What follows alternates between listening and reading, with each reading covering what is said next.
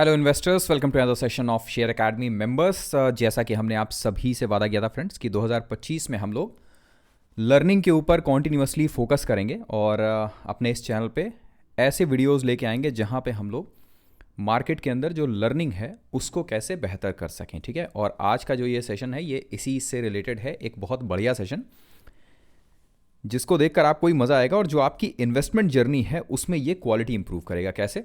आज के इस सेशन के अंतर्गत हम लोग बेसिकली ये जानेंगे कि स्टॉक्स चुनने से पहले सेक्टर्स आइडेंटिफाई करना क्यों ज़रूरी है, और उसके साथ दो तरह की अप्रोच, टॉप डाउन अप्रोच और बॉटम अप अप्रोच क्या होती हैं, इसमें सेक्टर की इंपॉर्टेंस क्या होती है। सेकंड, ये टेम्पलेट बेस्ड लर्निंग, जो कि हम आपसे हमेशा कहते हैं कि जो हमारी लर्निंग्स होंगी वो टेम्पलेट बेस्ड लर्निंग होगी, और इसी टेम्पलेट बेस्ड लर्निंग में आप देखिए कि आपके सामने हम लोग सेक्टर्स आपके लिए लेके आएंगे जहां पे कि आपको उन पर्टिकुलर सेक्टर्स के ग्रॉस प्रॉफिट मार्जिन और नेट प्रॉफिट मार्जिन प्लस उन सेक्टर्स के अंदर कितनी कंपनीज है ये इंफॉर्मेशन मिलेगी। अब सोचिए कि दो इसकी स्लाइड्स होंगी और देन लास्ट में कि जो फ्यूचर हमारे सेक्टर्स होने वाले हैं भविष्य के लिए वो कौन से होंगे। मज़ेदार होगा सेशन, स्टिक रहिएगा। ठीक है, और शुरू करते हैं। इससे पहले कि सेशन को आगे बढ़ाएं, 3 वीडियोस जो अभी तक के हम लोगों ने आपके साथ में शेयर किए हैं जिसमें निफ्टी का जो फॉल है उसमें नए निवेशक क्या गलती ना करें, ये वाला वीडियो सबसे ज़्यादा लोगों ने पसंद किया, इसके ऊपर बहुत अच्छे कमेंट्स आए। और दूसरा था कि जो स्टॉक मार्केट की एक पर्टिकुलर वेबसाइट है दैट इज़ कॉल्ड चार्टिंग। ठीक है, तो अगर आप फंडामेंटल इन्वेस्टमेंट की तरफ आगे बढ़ रहे हैं और लॉन्ग टर्म में बड़ा पैसा, मतलब मल्टी बैगर जैकपॉट स्टॉक्स अगर आप ढूंढते हैं, अगर आप इस तरीके के इन्वेस्टर हैं जो ट्रेडर नहीं है, तो आपको ये पर्टिकुलर 2 वीडियोस देखनी चाहिए। इसमें भी ये पर्टिकुलर वीडियो, बिकॉज चार्टिंग जो वेबसाइट है ये बहुत अच्छा डेटा आपको एक साथ एक जगह दे देती है, तो वो डेटा कैसे इंटरप्रेट करना है इसके ऊपर है ये वाला वीडियो।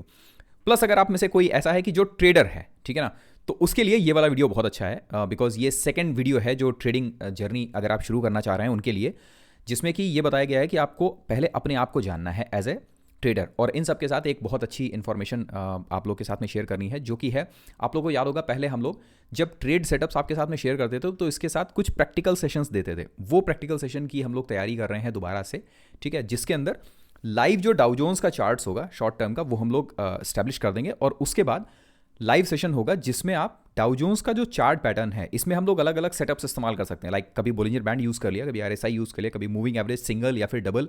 ठीक है, कभी एवरेज डायरेक्शन इंडेक्स, कभी स्टोकेस्टिक, इनके कॉम्बिनेशंस यूज़ करेंगे और जहां पर आप लाइव प्रैक्टिस कर सकते हैं। ठीक है, जैसे कि सारे के सारे लोग एक साथ बैठें और आप एक दूसरे के साथ में डिस्कशन कर सकते हैं, जो कमेंट बॉक्स होता है उसमें, कि भाई अब इस चार्ट पर आपका जो प्रेडिक्शन है वो क्या होना चाहिए, कि चार्ट डाउन तरफ जाना चाहिए या अप तरफ जाना चाहिए, सपोर्ट को तोड़ेगा या रेसिस्टेंस को तोड़ेगा, और उसका डिस्कशन में उसका कॉन्सेप्ट क्या है, कि वॉल्यूम ज़्यादा आ रहा है या ओवरसोल्ड दिखा रहा है या बोलिंजर बैंड का एक्सपेंशन है, ठीक है, या आरएसआई की वैल्यू कम है इस वजह से। सो ये वाले सेशंस हम लोग प्लान कर रहे हैं कि आगे आने वाले टाइम में हम लोग इवनिंग के टाइम में रखेंगे, खास करके उन दिन में, वीक के वो वाले दिन जब हम लोग सेशंस नहीं करते हैं। तो आप में से वो लोग जो ट्रेडर हैं और अगर वो एक जगह डिस्कशन के लिए कोई प्लेटफॉर्म ढूंढ रहे हैं तो मज़ा आएगा, ट्रायल के तौर पर करके देखेंगे। ठीक है, ओके, सो इतना सब कुछ था। अब शुरू करते हैं जो आज का पर्टिकुलर सेशन है, जो कि है कि स्टॉक चुनने से पहले सेक्टर्स चुनना क्यों ज़रूरी है। ठीक है, अगर आप नए इन्वेस्टर हैं तो आपको स्टॉक से पहले सेक्टर क्यों चुनने चाहिए। तो इसको ध्यान से देखिए और समझिएगा कि इकोनॉमी के अंदर एज एन इन्वेस्टर हमारा मकसद होता है पैसे बनाना। ठीक है, और पैसे बनाने के लिए 2 तरह की अप्रोच होती हैं। अब क्वेश्चन है कि भाई ये अप्रोच क्यों ज़रूरी है। ऐसा भी तो हो सकता है कि हम सीधे उठें और उसके बाद एक कंपनी पढ़ें और उसमें इन्वेस्ट करना शुरू कर दें, पर ये सही तरीका नहीं है। तरीका क्या है कि आपके पास में एक सिस्टम होना चाहिए इन्वेस्टमेंट का। वो सिस्टम क्या है कि पहले आप पढ़ते हैं, इकोनॉमी को पढ़िए, सेक्टर्स को पढ़िए, कंपनीज को पढ़िए, अच्छी कंपनीज मिल जाती हैं तब उसमें इन्वेस्ट कीजिए। तो ये जो एक सिस्टम होता है, इस सिस्टम के 2 तरीके होते हैं। एक तरीका ये होता है कि सबसे पहले आप ओवरऑल इकोनॉमी पढ़िए, ठीक है, कि पूरी इकोनॉमी कैसी है। उस इकोनॉमी को पढ़ने के बाद आप पढ़िए कि उस इकोनॉमी के कौन से सेक्टर हैं जो अच्छे परफॉर्म करेंगे। ठीक है, सेक्टर्स अच्छे मिलने के बाद फिर उन सेक्टर्स में कौन सी अच्छी कंपनियां हैं। ये तो एक तरीका है। दूसरा तरीका क्या है, ये तरीका बेसिकली कहलाता है कि टॉप डाउन अप्रोच। ठीक है, जिसमें आप सबसे पहले सबसे बड़ी पिक्चर देखते हैं कि पूरे देश के अंदर भाई ग्रोथ हो रही है या नहीं हो रही है, लोगों को जॉब मिल रही है नहीं मिल रही है, महंगाई कंट्रोल में है नहीं है। ठीक, दूसरा है bottom up approach. Bottom up approach में क्या है कि जैसे किसी ने बताया आपको कि यार इन्फोसिस ना बड़ी अच्छी कंपनी है, तो आपने क्या किया कि पहले आपने इन्फोसिस पढ़ी। ठीक है, आपको लगा कि भाई अच्छी कंपनी मिल गई है, फिर आपने देखा कि इन्फोसिस किस सेक्टर के अंदर है, तो पता चला आईटी सेक्टर के अंदर है, तो आपने वो सेक्टर पढ़ा कि भाई आईटी सेक्टर के अंदर कुछ है, ग्रोथ व्रोथ दिख रही है या नहीं। फिर उसके बाद आपने पढ़ा कि भाई ओवरऑल इकोनॉमी का क्या हालत है। ये अप्रोच कहलाती है बॉटम अप अप्रोच। अब इन दोनों ही चीज़ों में एक चीज़ बहुत कॉमन है इन दोनों ही अप्रोचेस में, वो है सेक्टर। क्वेश्चन है क्यों? देखिए, सोचिए कि पिछले 1.5-2 सालों में वो कौन कौन से स्टॉक्स हैं जो सबसे ज़्यादा तेज़ी से भागे, या किस ग्रुप के स्टॉक हैं जो सबसे ज़्यादा तेज़ी से भागे। तो आप में से ज़्यादातर लोगों का आंसर होगा डिफेंस के और रेलवे के स्टॉक्स बहुत बढ़िया भागे, या पीएसयू बैंक्स के स्टॉक बढ़िया भागे, है ना? क्यों? क्योंकि गवर्नमेंट इस पर्टिकुलर सेक्टर को पुश दे रही है, गवर्नमेंट इस सेक्टर में पैसा डाल रही है, डिफेंस में पैसा डाल रही है, रेलवेज में पैसा डाल रही है, तो वो पूरा सेक्टर भाग रहा है। इसीलिए सेक्टर्स को पढ़ना और सेक्टर को आइडेंटिफाई करना बहुत ज़रूरी होता है। अब मिसाल के लिए हम आपको एक सिंपल चीज़ बताते हैं, ठीक है? सोचिए कि आपको एविएशन सेक्टर बहुत पसंद है, ठीक है, एक पर्टिकुलर सेक्टर एविएशन, और आप एविएशन सेक्टर के अंदर पैसा डालना चाहते हैं, ठीक है? Just a minute. ओके, सो आप एविएशन सेक्टर में पैसा डालना चाहते हैं, ठीक? अब एविएशन सेक्टर में आपने जो स्टॉक था वो ढूंढा और वो आपको मिला इंडिगो का, ठीक है? नाउ ये रहा इंटरग्लोब एविएशन। अब आप एक मज़ेदार चीज़ देखिए कि जो एविएशन सेक्टर है उसके अंदर जो कंपनियां हैं उनका अपना मार्जिन, ठीक है? इंडिगो का मार्जिन आपको कितना दिख रहा है? ऑपरेटिंग प्रॉफिट मार्जिन तकरीबन 12 से 24% के आसपास। और अब उसके बाद आप देखिए कि जो इंडिगो की बैलेंस शीट है, ज़्यादातर वक्त ये इकलौती कंपनी है इस पूरे सेक्टर के अंदर जो सबसे ज़्यादा प्रॉफिटेबल है। इस कंपनी का भी जो बॉटम लाइन है वहां कभी प्रॉफिट और कभी लॉस आ रहा है, ठीक है? दूसरी तरफ आप अगर आईटी सेक्टर को देखिए, या फिर हम लोग निकालते हैं, मान लीजिए कि चलिए प्लेटफॉर्म सेक्टर निकालते हैं, बीएससी, ठीक है? और इसके मार्जिन्स देखिए, आप बीएससी के मार्जिन्स देखिए, देख रहे हैं 34-44, और बीएससी का बॉटम लाइन देखिए कॉन्टिन्यूसली प्रॉफिट के अंदर है ना। इससे हम लोग को क्या पता चला कि भाई कुछ सेक्टर्स ऐसे हैं जहां पे ओवरऑल सेक्टर में ही ज़्यादा मुनाफा है, और कुछ सेक्टर ऐसे हैं जहां पर ओवरऑल सेक्टर के अंदर ही ज़्यादा मुनाफा नहीं, जैसे कि telecom sector. Now telecom sector में जो सबसे अच्छे प्लेयर्स हैं, अगर आप उनको देखिएगा तो उनका अपना मुनाफा, जो सबसे बढ़िया प्लेयर्स हैं उनका अपना मुनाफा, बेसिकली हम लोग ऑपरेटिंग प्रॉफिट मार्जिन के बजाय जो बॉटम लाइन है इसको ध्यान से देखिएगा, ठीक है? उनके अपने मुनाफे ही बहुत कंट्रोल में है। वजह क्या है? टेलीकॉम सेक्टर के अंदर पैसा बहुत लगता है। इनको कहते हैं जो कंपनीज हैं ये एसेट हैवी कंपनीज है। जैसे कि मान लीजिए कि किसी कंपनी को अगर टेलीकॉम सेक्टर के अंदर आना है तो उसको पूरा इंफ्रास्ट्रक्चर खड़ा करना पड़ेगा, इतना उसमें पैसा बहुत ज़्यादा लगता है। तो जब ज़्यादा पैसा लगेगा, ज़्यादा इनपुट कॉस्ट लगेगी, तो जाहिर है कि उस सेक्टर के अंदर ही ज़्यादा मुनाफा नहीं बचेगा, ठीक? ऐसे में एज एन इन्वेस्टर हम लोग को क्या करना चाहिए? ऐसे में एज एन इन्वेस्टर हम लोग को ढूंढना चाहिए, जब हम लोग टॉप डाउन अप्रोच या बॉटम अप अप्रोच करते हैं, तो हमको वो सेक्टर्स ढूंढने चाहिए जिन सेक्टर के अंदर ऑलरेडी अच्छा मुनाफा कमाने की संभावनाएं हैं। जैसे सीमेंट सेक्टर या स्टील सेक्टर। अब जरा देखिए, ठीक है, ये है particular steel sector. Operating profit margin steel sector का तकरीबन 10-15% के आसपास में है, ठीक है? सीमेंट सेक्टर देखें, इंडिया सीमेंट सेक्टर के अंदर ऑपरेटिंग प्रॉफिट मार्जिन 10 से 15% है। वही हम लोगों ने अभी प्लेटफॉर्म सेक्टर देखा था, वहां पे 40% के आसपास है ना। ये डिफरेंस है जब आप सेक्टर आइडेंटिफाई करने में गलती करते हैं। अगर आपने एविएशन सेक्टर आइडेंटिफाई किया अपने इन्वेस्टमेंट के लिए, तो आप एक ऐसे सेक्टर में घुसेंगे जहां ऑलरेडी सेक्टर ही वीक है।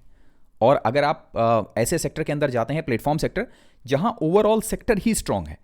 इसीलिए जब भी कभी भी आप निवेश कर रहे हो, तो सबसे पहले और सबसे ज़रूरी चीज़ होती है कि आप ओवरऑल इकॉनमी देखिए कि इकॉनमी की हालत क्या है। जैसे इस समय अगर हम लोग इकॉनमी देखें तो इस समय जाहिर है कि एफआईआईज बाहर निकल रहे हैं, रुपया बहुत ज़्यादा वीक है, और जो कंज्यूमर स्पेंडिंग है वो भी कम हो रखी है, डिमांड बहुत कम हो गई है, तो इसलिए ओवरऑल इकॉनमी ही वीक है। क्या ऐसे समय में मार्केट के अंदर बड़ा निवेश करना सही है? आंसर है नहीं।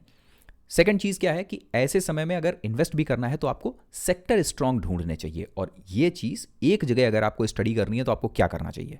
आपको करना चाहिए ये, क्या आप ओवरऑल डेटा एनालाइज करिए, और आपको बहुत सारा ये डेटा ऑलरेडी मिल जाएगा नेट पर। अगर नहीं मिल रहा है तो यहां से आप देखिए कि कुछ पर्टिकुलर सेक्टर्स ऐसे हैं जहां पर ग्रॉस प्रॉफिट मार्जिन और नेट प्रॉफिट मार्जिन कंपनियों का ऑलरेडी बढ़िया होता है, ओवरऑल सेक्टर का ही।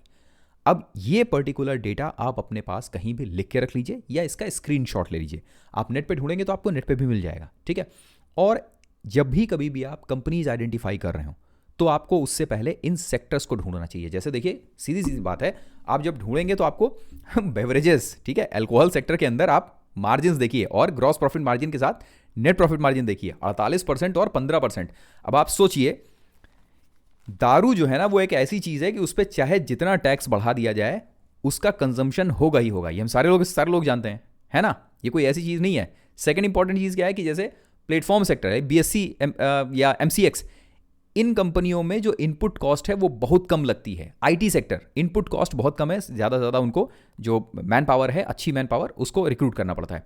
तो जब आप सेक्टर्स ढंग का आइडेंटिफाई करेंगे तो जो आपका पोर्टफोलियो है उसके अंदर आपको ग्रोथ देखने को मिलेगी। अब इसको ध्यान से देखिएगा, एरोस्पेस या डिफेंस सेक्टर के अंदर ग्रॉस प्रॉफिट मार्जिन आपको 27%, नेट प्रॉफिट मार्जिन तकरीबन 4.5 या 5% का मिलेगा। इसका मतलब क्या है कि डिफेंस या एरोस्पेस के अंदर अगर आपको नेट प्रॉफिट मार्जिन 5% का मिलेगा तो स्टॉक अगर एकदम से भाग गया है तो तुरंत वैल्यूएशन महंगा हो जाता है, खराब हो जाता है तुरंत, ठीक है। एसेट मैनेजमेंट कंपनियां जितनी भी हैं वो पता है आपको आज की डेट में, जैसे एंजल वन टाइप की कंपनियां, इनमें ग्रॉस प्रॉफिट मार्जिन 83% और नेट प्रॉफिट मार्जिन 19%। अब सोचिए कि एसेट मैनेजमेंट कंपनियों में 19% नेट प्रॉफिट मार्जिन क्यों है, तो जरा सोचिए कि अगर किसी को एसेट मैनेजमेंट कंपनी डालनी हो और दूसरे इंसान को अगर एविएशन इंडस्ट्री में घुसना हो तो एविएशन में आपको जहाज खरीदना पड़ेगा, आदमी भी लेने पड़ेंगे आपको किराए पे, या जहाज अगर आप किराए पे भी लेते हैं आपको इंफ्रास्ट्रक्चर अपने जो ऑफिसेज हैं वो सारे बनाने पड़ेंगे, तो उसमें इनपुट कॉस्ट ज़्यादा लगेगी या एसेट मैनेजमेंट में, तो जाहिर है कि एविएशन के अंदर ज़्यादा लगेगी। इसीलिए हर वो सेक्टर जहां पर कि हार्ड एसेट खरीदने की ज़्यादा ज़रूरत नहीं पड़ती है वहां पे आपको जो operating profit margin, net profit margin, ये सब बढ़िया मिलेगा, ठीक है। देन बैंक्स के अंदर ये मैक्सिमम है और इसी वजह से आप देखेंगे कि निफ्टी के अंदर एक बहुत बड़ा पोर्शन जो है वो बैंक्स का है, ठीक है। देन बिल्डिंग मटेरियल सेक्टर जो है उसमें तकरीबन 30% और 14% है नेट प्रॉफिट मार्जिन। ये बिल्डिंग मटेरियल है, ठीक है ना, वो लोग जो मटेरियल्स सप्लाई कर रहे हैं, जैसे बिग ब्लॉक टाइप की कंपनियां, ठीक है। देन क्रेडिट सर्विसेज 83% और 19%, ड्रग मैन्युफैक्चरर्स में 72% और 12%, और ड्रग मैन्युफैक्चरर्स में इसी वजह से आप देखिए कि टोटल जो कंपनियां हैं वो 12 हैं। नाउ इसकी इंपॉर्टेंस क्या है इस बात को समझिएगा। 12 कंपनियां बेवरेजेस के अंदर, आप देखिए 12 कंपनियां, बेवरेजेस इंडस्ट्री को आप पढ़िएगा, अल्कोहल इंडस्ट्री को आप पढ़ेंगे तो आपको पता चलेगा कि एक कंपनी को स्टैब्लिश करने के लिए अप्रॉक्सीमेटली 1000 के आसपास सर्टिफिकेट्स या गवर्नमेंट से परमिशंस लगती हैं। तो ये अपने आप में जो इस इंडस्ट्री को एक मोट दे देता है कि नया प्लेयर इस इंडस्ट्री में घुस ही नहीं पाता है। इसीलिए जो स्टैब्लिश कंपनियां हैं जो हम लोग देखते हैं, मैकडॉवेल है या फिर रेडिको खेतान है या पिकाडली एग्रो है, ये सारी की सारी इतना बढ़िया प्रीमियम इंजॉय करती हैं और कंपनियां कॉन्टिन्यूसली बड़ा पैसा कमा के दे रही हैं, अच्छी कंपनियां जो बढ़िया बिजनेस के अंदर है, ठीक है। सूला टाइप कंपनियां नहीं, उनमें थोड़ा सा इशू है बिकॉज वो जिस प्रोडक्ट को बनाती हैं सूला, उस प्रोडक्ट का कंजम्पशन ही ज़्यादा नहीं है, ठीक। Then financial data and stock exchange 71% और 24%। देखिए ये स्टॉक एक्सचेंज वही है जो प्लेटफॉर्म बिजनेस इसको हम बता रहे थे। अब आप सोचिए कि इसका नेट प्रॉफिट मार्जिन इतना ज़्यादा क्यों है, एसेट लाइट कंपनियां हैं, ठीक है। देन मरीन शिपिंग 51% और 9%। देन रेल रोड्स 37% और 14%। देन REIT 70% और 75%। देन नेक्स्ट में आते हैं REIT डाइवर्सिफाइड, खैर एसेट मैनेजमेंट सेम वही चीज़ है, beverages, bank diversified, building material, credit services same वही चीज़ है, ठीक। नाउ ये तो हो गया कि वो पर्टिकुलर सेक्टर्स की जहां पे आपको सबसे ज़्यादा एक जगह पर जो मार्जिन्स हैं वो मिल रहे हैं। तो अगर आप इस डेटा के हिसाब से जाइए तो बढ़िया सेक्टर्स कौन कौन से अच्छे सेक्टर्स मिल सकते हैं, अल्कोहल सेक्टर मिल सकता है बेवरेजेस वाला। दूसरा है कि स्टॉक एक्सचेंजेस या फिर जिसको हम लोग कह सकते हैं कि किसी भी तरह का प्लेटफॉर्म बिजनेस की है ना, जहाँ पे आपको प्लेटफॉर्म प्रोवाइड कर रहा है वो।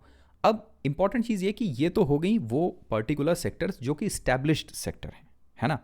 स्टैब्लिश सेक्टर के साथ में जब आप सेक्टर एनालिसिस करेंगे तब आपको एक काम और करना चाहिए, और वो काम है कि फ्यूचर के सेक्टर्स आइडेंटिफाई करना। जैसे कि अगर आप देखिए आज की डेट में कि एरोस्पेस और डिफेंस तो ठीक है, पर रेलवेज जैसे इसी के साथ में और हम जोड़ देते हैं कि लास्ट 2 साल के अंदर रेलवेज के अंदर भी काफ़ी पैसा आया है। पर क्या अब गवर्नमेंट रेलवेज के अंदर और एडिशनल बजट डाल रही है? आंसर है नहीं। अब क्या हो रहा है कि जितना ज़्यादा का पैसा जो रेलवेज के अंदर जा रहा है वो जो इनका कवच सिस्टम है उसकी तरफ ज़्यादा जा रहा है, बिकॉज मैक्सिमम जो रेलवे है वो इलेक्ट्रीफाइड हो गया है, बिकॉज वो जो कन्वर्जन था उसमें सबसे ज़्यादा पैसा लग रहा था। सेकंड, जो डबल लाइन करनी थी उसके अंदर सबसे ज़्यादा पैसा लग रहा था, वो वाला पार्ट हो गया। तो एज एन इन्वेस्टर हम लोग को क्या करना चाहिए, ये देखना चाहिए कि फ्यूचर के सेक्टर्स कौन से आने वाले हैं, ठीक है। और इसी वजह से जो इसका नेक्स्ट पार्ट है वो यही है कि फ्यूचर के सेक्टर्स कौन से होंगे। तो सोचिए कि फ्यूचर का जो सबसे बढ़िया सेक्टर होगा वो कौन सा होगा, वो है एक रिसाइकल का, है ना। रिसाइकलिंग बिजनेस की जो भी, अब रिसाइकलिंग बहुत तरीके का हो सकता है, रिसाइकलिंग मेटल का हो सकता है, ठीक है, रिसाइकलिंग प्लास्टिक का हो सकता है, रिसाइकलिंग वाटर का हो सकता है,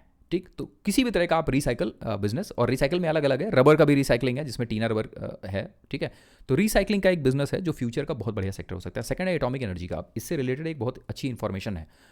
इस चीज़ को पढ़िएगा कि अभी इंडियन पीएम फ्रांस गए हुए थे, और फ्रांस में जाने के बाद जो फ्रांस के साथ में हमारे टाई अप्स हुए हैं उसमें एक पर्टिकुलर पार्ट एटॉमिक एनर्जी का भी है कि फ्रांस जो है ना वो एनर्जी सरप्लस कंट्री में आता है और वो दूसरी कंट्रीज़ को एनर्जी सप्लाई करता है, बेचता है।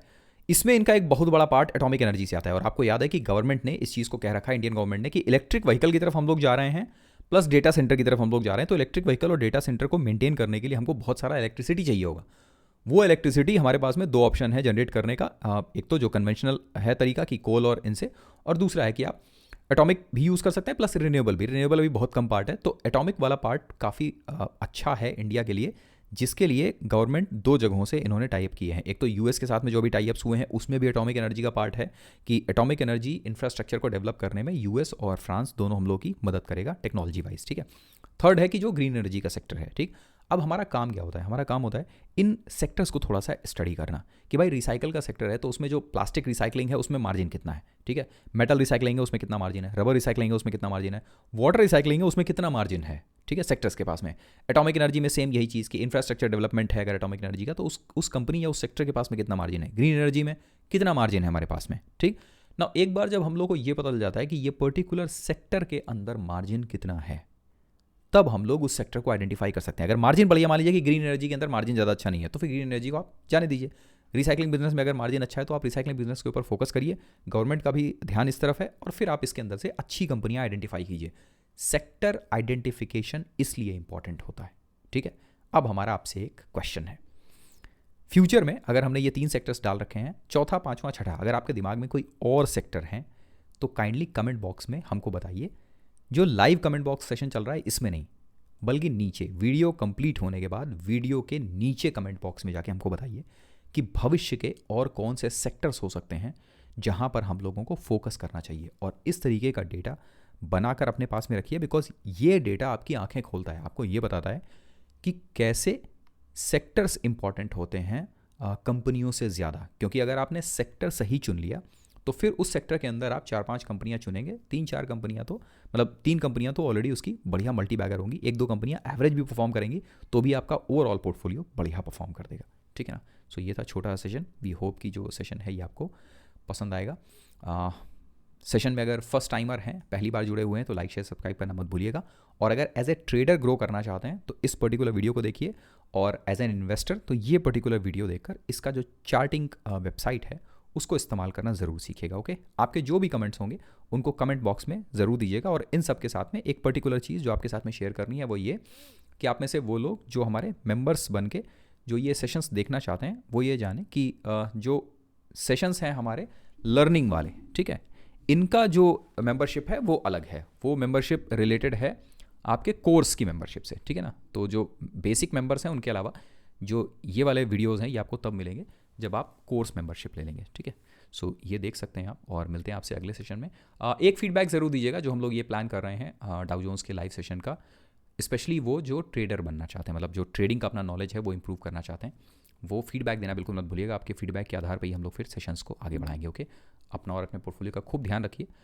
अभी मार्केट का ये टाइम थोड़ा सा परेशानी वाला है, और ये करीब करीब 1 क्वार्टर तो चलेगा ही, पर अच्छी चीज़ ये है कि ऐसे समय में अच्छी कंपनियां आइडेंटिफाई करके रखना ये हमारा काम होगा इस समय।